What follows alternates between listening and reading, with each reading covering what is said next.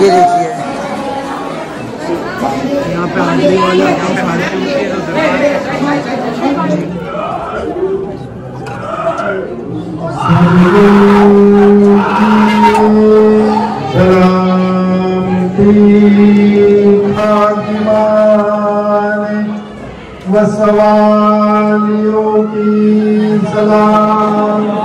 अस्सलाम वालेकुम गाइस। तो फाइनली आज मैं आप लोगों को लेकर आऊँ मीर अली दातार बापू की दरगाह ऊंजा शरीफ शहनशाह गुजरात। तो आज मैं यहाँ पे जानकारी करूँगा कि बड़ी दूर दूर से लोग लाखों हज़ारों की तादाद में यहाँ पे धूनी क्यों लेने आते हैं और धूनी से क्या शिफा मिलती है, और उसके साथ साथ आपको जानकारी करके बताएंगे कि यहाँ पे भूत परी जिन जिन्नात को कैसे किया जाता है कैद, तो वो भी बताएंगे। और इसके साथ साथ आपको बताऊंगा 125 घोड़े की सवारी यानी आपके शरीर के ऊपर से किस तरीके से उतारते हैं, और मीर अली दातार बापू कौन थे, कहाँ से आए थे, बाबाजान की क्या करामत है। तो चलो चलते हैं, पूरी जानकारी करते हैं और आप लोगों को बताते हैं।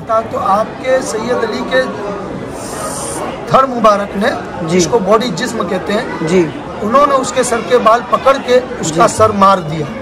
अच्छा। और वो सर की कटे हुए बाल तो शैतान को जी उनके कदमों में उनकी वसीयत थी दफन करने की, जो वहाँ दफन हुए। तो आज भी उस चौकट पे पैर रख के सर अंदर डालते हैं। तो आज से 560 साल पहला जो जंग हुई थी जी, वो जंग की तलवारों की आवाज़, घोड़ों के चलने की टापों की आवाज़ जी आती है, जरूर आती है, और उन्हीं को आती है। बिस्मिल्लाहिर्रहमानिर्रहीम। तो गाइस फाइनली अब शाम हो चुकी, तो शाम के टाइम लोभान का टाइम हो चुका है। तो अभी हम लोग आप लोगों को रोशनी की जो दुआ होती है और जो लोभान होता है वही सुनाने लेके चलते हैं दरगाह शरीफ के अंदर।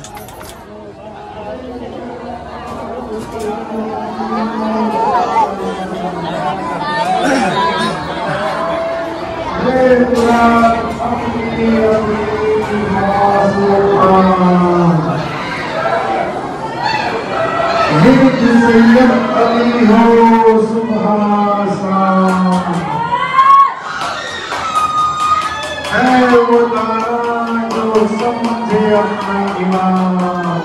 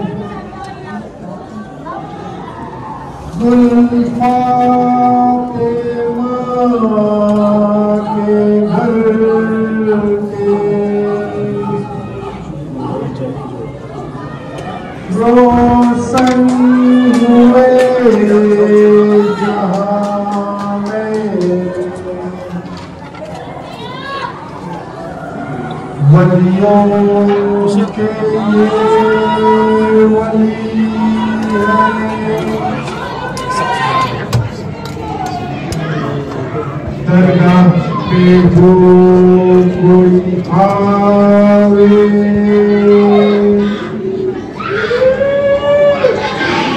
मकसद मुराद पावे,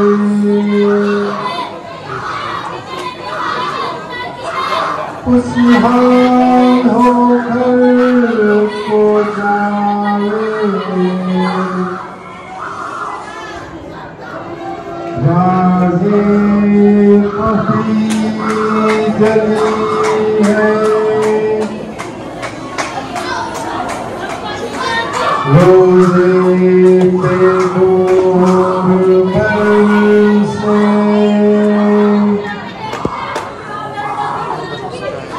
जन्नत कोई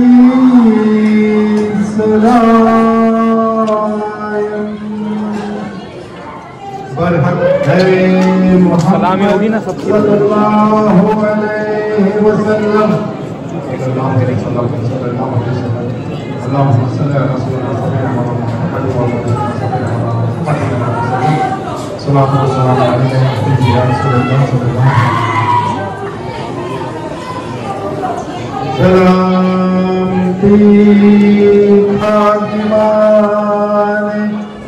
वसवालियों की सलाम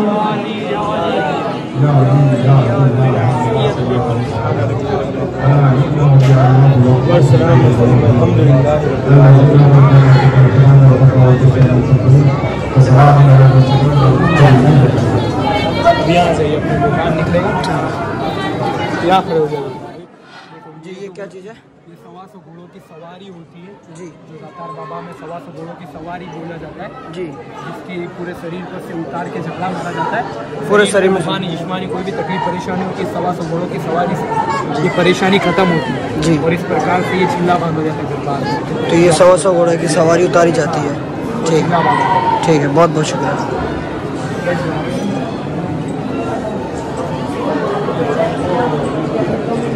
तो गाइस फाइनली अब लोभान का टाइम हो चुका है, तो जितने भी लोग ज़ायरीन आए हुए हैं उन सबको ये धुनी देते हुए लोगों को देंगे, इसके बारे में जानकारी करके बताएंगे।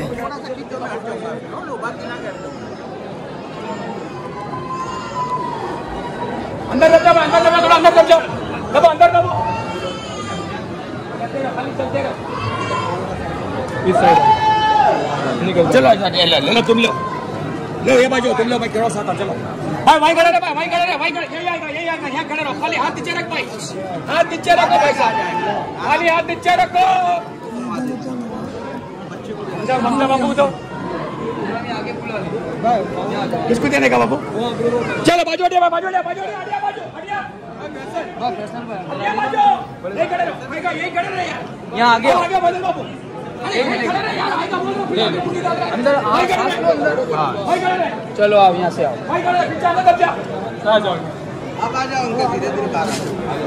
तो गाइस फाइनली देख सकते हो यहाँ पे सब लोगों को लोभान दिया जा रहा है, जितने भी ज़ायरीन आते हैं, और ख़ास करके बड़े दूर दूर से ज़ायरीन यहाँ पर लोभान के लिए आते हैं माशाल्लाह।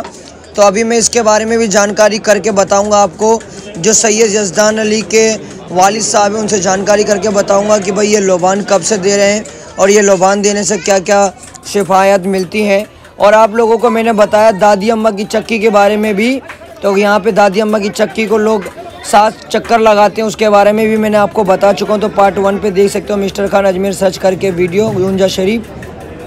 जो मैंने आपको लोबान के बारे में पहले भी बताया कि दरबार में जैसी भी रूहानी जिस्मानी बाती की कोई भी परेशानी होती है तो इस लोबान को ज़रिए शरीर में जाने के ज़रिए ये सारी परेशानी दीनी और कोई भी ऐसी कोई भी परेशानी होती है तो ये शरीर में ख़त्म होती है लोबान के ज़रिए। इसको जलाली लोबान बोला जाता है। जलाली लोबान जी, मतलब बड़े दूर दूर से लोग आते हैं, मतलब याद करते हैं और ये दिन में 2 मरतबा होता है और इसी के लिए लोग भीड़ लगा कर आते हैं दरबार। क्या बात है माशाल्लाह, ज़ियारत करते हैं, लोबान लेते हैं, अब दादी अम्मा की चक्की के फेरे लगाते हैं। हजरत मैं आपसे एक चीज़ और जानना चाहूँगा कि बाबा का जो उर्स होता है वो कब होता है? जो बाबा का जो दातार बाबा का जो उर्स आता है वो सफ़र की पहले चांद को जी, जो और दातार बाबा की जो विला सफ़र की पहले चांद को विला दे और आपका पैदाइश जो दिन है वो रमजान की चांद रात है, तो तभी उर्स मनाया जाता है। सफ़र के महीने में उर्स होता है। अंग्रेजी क्या पड़ेगी शायद? अंग्रेजी तो इस प्रकार से हो जाएगी, यानी कि अपनों को उर्दू टाइम बढ़ता घटता रहता है। आगे पीछे होता रहता है। सफ़र के चांद की पहली तारीख को। पहले ठीक जो है यहाँ इमाम बारगाह है और ये सभी लोग जो हाज़रीन मेहमान हैं आगे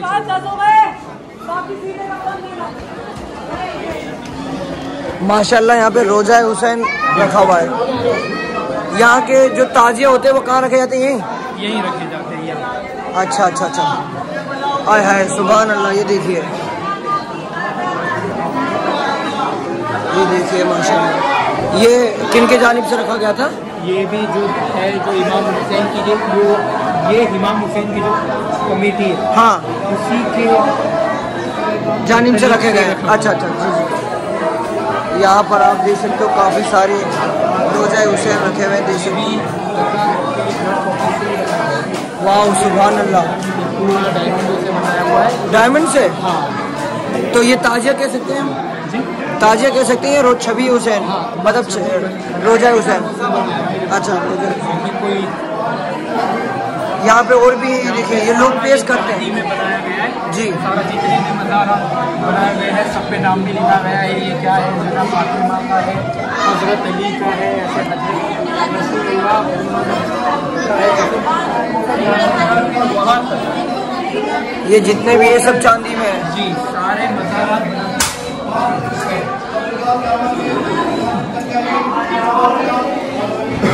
चलिए,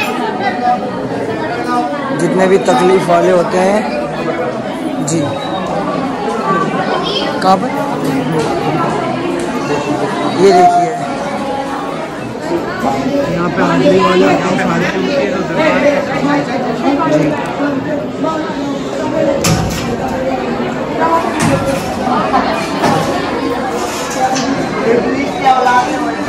तो ये सारे हाजिरी वाले हाजिरी देने आते हैं यहाँ पर। तो दरबार के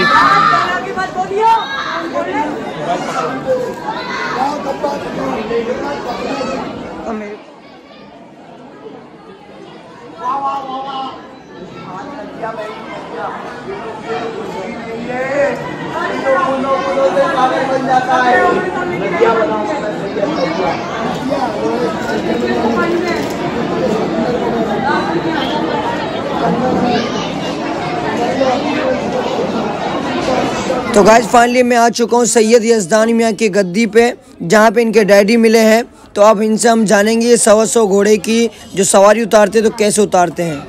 हमारा घर में सुकून शांति आप जो उन्होंने पैसे टके आगर बताओ, हमारा चारे छोकराओ તમારા દરબારથી બહુ કામયાબી આપજો।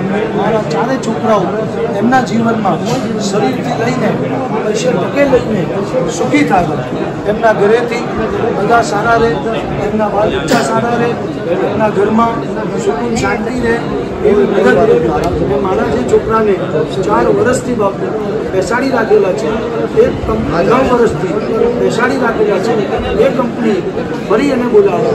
એક ભાઈ ગયેલા છે બાપુ, એમને કોઈ તકલીફ ના પડે, એ બીજા 2 ભાઈઓ મછવા લઈને દરિયામાં જાય છે, એમની પણ મદદ કરજો। હું પણ ઘરનું हमें मिले हैं सैयद हाजी अबरार मियाँ। तो आज हम इनसे ये जानेंगे ये जो 125 घोड़े की सवारी बोलते हैं, तो आप मेरे को इसके बारे में थोड़ा सा बता सकते हैं कैसे होती, क्या क्या होता है यहाँ पे प्रोसेस? जी बताइए। जब मीरा सैयद अली दातार आपकी हयाती में मांडवगढ़ के जो एक मेहंदी राज करके जादूगर था जी, उसके साथ उन्होंने एक जंग लड़ी थी जी।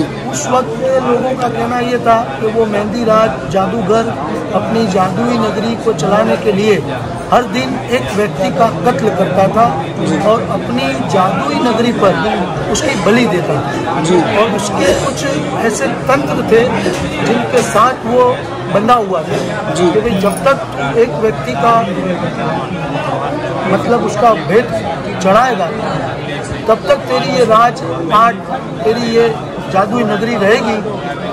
जिस दिन तूने ये काम ना किया उस वक्त तू नहीं रहेगा जी। तो इसके लिए करके वो हर दिन हर एक व्यक्ति को उठाता था, चाहे वो मुस्लिम हो, हिंदू हो, सिख हो, ईसाई हो, उससे उसको कोई मतलब नहीं था, ना वो किसी की जात पूछता था ना बात। जो भी व्यक्ति इसके हाथ लग जाता था उसको वो कत्ल कर देता था, फिर वो अपनी जादुई नगरी पे बैठता था। लेकिन वहाँ की जनता को, आम पब्लिक को इससे बहुत मुश्किल ही थी जी। तो कुछ लोगों ने उस वक्त अहमदाबाद शहर में अहमद शाह बादशाह थे जी, उनके तक फरियाद लाए कि भाई हमारे यहाँ इस तरह से जुल्म हो रहा है और ये जुल्म एक इंसानियत के ऊपर हो रहा है जी, इंसान पर हो रहा है, ना किसी जात पर हो रहा है ना किसी भेद पर हो रहा है। कोई भी व्यक्ति हो उसका कत्ल करा जाता है जी। तो उस वक्त अहमद शाह बादशाह ने कुछ अपनी 125 फौज भेजी गई जी सिपाहियों को, और उस फौज के सिपा सालार हजरत मीरा सैयद अली दातार रहमतुल्लाह अलैह के वालिद साहब हजरत दोस्त मोहम्मद को उसका पूरा हिसाब किताब दिया था जी। मगर वो वहाँ जाने से 12 साल तक जंग हुई, ना वो मेहंदी राज जीत पाया, ना इधर आपके वालिद जीत पाए। उस दरमियान में नजूमियों को बिठाकर अल्लाह के कलाम से पढ़कर मालूमात की, तो उसमें ये साबित हुआ कि हजरत जो दोस्त मोहम्मद है, इनके वालिद, उनके घर 2 बेटे हैं जी। उनके जो एक छोटे बेटे हैं जी। जिनका नाम है सैयद अली जी। वो अगर यहाँ आते हैं तो इंशाअल्लाह ये जंग फतेह होगी। तो उस वक्त सैयद अली दातार 16 साल की या 17 साल के करीब आपकी उम्र थी। उस वक्त आपके हाथों में शादी की मेहंदी रची थी, कंगना बंधा था, मगर इन्होंने ये सब बेहतर नहीं समझा। सबसे बेहतर ये समझा कि इंसानियत के नाम पर जो हत्या की जा रही है उसे रोकना शादी से बेहतर हो। जी जी जी, बेशक। आप फौरन यहाँ से अपने बड़ों से इजाज़त ली और आने वाले काशिद के साथ रवाना हुए। जब वो वहाँ से रवाना हुए तो आप मांडवगढ़ पहुँचे, आपकी फौज आपके वालिद के साथ आपकी गुफ्तगू हुई, जंग के ऐलान हुए। उस वक्त सैयद अली दातार ने मेहंदी रात से जंग लड़ी। उस जंग में उसको तो फतेह की, लेकिन उस जंग के दरमियान आप भी शहीद हो। तो आपके साथ जो 125 घोड़े हैं जी, उन घोड़ों को अल्लाह की तरफ से वो करामत और वो ताकत अता हुई कि आज भी जो जादू, बुरी शय, बुरी अशरात, कुछ किए कराए, मूठ चौकी जैसी गंदी हरकतें जिसको अंग्रेजी में मैजिक भी किया जाता है जी, वो असरात के लोगों को यहाँ आज भी उन घोड़ों पे हाथ रखकर दुआ पढ़ाई जाती है जी। वो घोड़ों को हमने कपड़े की शक्ल में बना दिए हैं जी, और उन घोड़ों पर हाथ रखकर ये दुआ की जाती है कि सरकार आपके 125 घोड़े छोड़कर हम दुआ करते हैं हमारे जिस्मों पर, हमारे दिलो दिमाग पर, हमारी आवाज़ पर, हमारी रोज़ी कारोबार पर, हमारी खुशियों पर किसी ने भी कुछ किया कराया हो तो उस चीज़ को आप खींच लो, हमारे जिस्म को शफात दो, हमारे जिस्मों में जो तकलीफ़ है उसे दूर कर दो, हमें हमारे हर काम में कामयाबी सफलता दो, रोज़ी से परेशान है तो रोज़ी दो, बे औलाद है तो औलाद दो, जी बेशक। में है तो वो बीमारी से हमें शफा। तो ये जो आप दुआ कर रहे थे वो उसी चीज़ की दुआ कर रहे थे, चीज़ की दुआ हो रही बैठा करके करते, जैसे कि ये हो भी रहा है अभी जी फिलहाल जो हो रहा है जी, वो भी इस तरह से ही हो रहा है। ये जो मैम बेटी है माजी जी, उनका कहना ये है कि मेरे गले में एकदम जैसे कोई कांटा चुभा रहा हो जी। इन्होंने हजारों रिपोर्टें करा ली जी, 1000 रिपोर्टों में लाखों खर्च कर लिए जी, सब कुछ नॉर्मल आया जी, इसके बावजूद भी उनको तकलीफ है तो वो किसी के कहने से यहाँ तक पहुँचे जी, और यहाँ इनका इलाज शुरू है जी, तो इनका खुद का कहना है जी कि मुझे मेडिसिन से बेहतर यहाँ के पानी और ये घोड़ों पे हाथ रख के दुआ करने से जी फर्क महसूस हुआ है। सुभान अल्लाह। कहा जाता है कि दुआ में वो ताकत है जो किसी चीज में ताकत नहीं है, तो मैं दुआ और दवा दोनों जरूरी है आज के टाइम में। ठीक है, दवा की जरूरत है दवा कर लेगी जी, जहाँ दुआ की जरूरत है वहाँ दुआ कर लेगी। तो आने वाले मेहमान को इंशाअल्लाह हर कहीं से भी शफात मिल जाए माशाल्लाह। मतलब इनके वसीले से अल्लाह ताला हर मुराद पूरी करता है जी। माशाल्लाह, आपने मुझे बहुत अच्छी जानकारी दी। लास्ट में मैं एक और चीज जानना चाहूंगा कि ये धुनी जो होती है यहाँ पे लोग, लाखों लोग मतलब धुनी लेने के लिए खास करके यहाँ पे आते हैं, यहाँ की धुनी, ऐसा क्या है इस धुनी में? अच्छा, इसकी धुनी की वजह यह है कि आप सैयद अली दातार बाबा के दरबार में शहीद है, शहीद के साथ साथ इनकी दरबार में सुबह 5 बजे वक्त के हिसाब से कभी 6 बजे भी होता है और 5 बजे भी होता है, सुबह लोबान होता है। आपका मज़ार मुबारक पर लोबान का मायना ये है कि खुशबू जी, और वलियों के दरबार में ये खुशबू से पूरा मंजर महक जाए, माशाल्लाह एरिया तर हो जाए जी। ये खुशबू उनकी मज़ार से लगाकर फिर आम पब्लिक को देते हैं जो परेशान हाल है जी। तो उनके अंदर जो चीज़ है वो इस खुशबू को बर्दाश्त नहीं कर सकती और वो अपनी ताकत धीरे धीरे उससे ख़त्म होती है। ये करामत है, ये लोबान है, जिंदा करामत है माशाल्लाह। मतलब ये कि कोई भी जो आत्मा बला भूत परित जो होता है अंदर, तो ये लोबान जो अच्छी मतलब ताकत अंदर जाती है तो वो चीज को खत्म कर देती है। मतलब रुबान की इतनी ताकत है कि मतलब बड़ी से बड़ी बीमारियां भी खत्म हो जाती है। तभी मैं कहूँ यहाँ पे आप देख सकते हैं कि लाखों की तादाद में माशाल्लाह यहाँ पे पब्लिक आती है और ये हर रोज ऐसा मतलब लगा रहता है यहाँ पे, बिल्कुल लगा रहता है जी। और क्या कह रहे थे आप जी?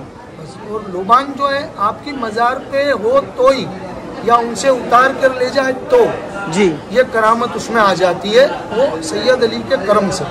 नहीं तो बाजार में हजारों जगह लोबान मिलता है, बाकी इनके नाम से तुम अगर लोबान करना चाहते हो तो वो लोबान को आप सैयद अली का नाम दो, तस्वुर कर लो कि हम सैयद अली के मजार से घुमा रहे हैं, फिर इसको लोबान करो तो भी इंशाअल्लाह वही ताकत देगा।